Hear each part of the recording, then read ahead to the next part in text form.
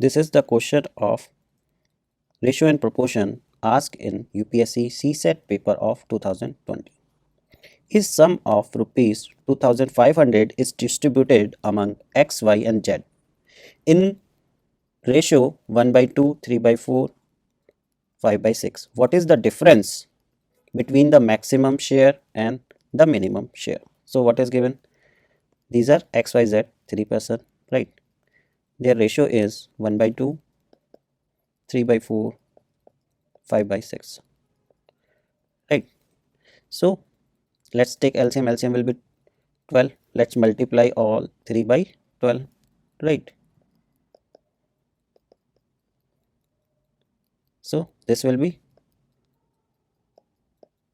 3, 6. So the ratio will become 6:9:10, right? So I'm just simplifying this ratio, right? I'm removing the fractions. So now the ratio is 6, 9, 10, right? So now what's the share is asking? So the maximum share is with Z, right? And the minimum share is with X. So what is the share of X? So share of X will be 2500.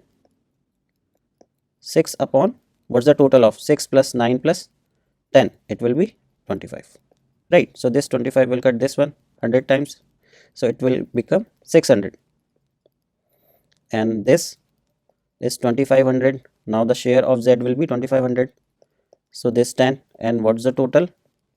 Total is 25, so this is again 100 times, then it will become 1000.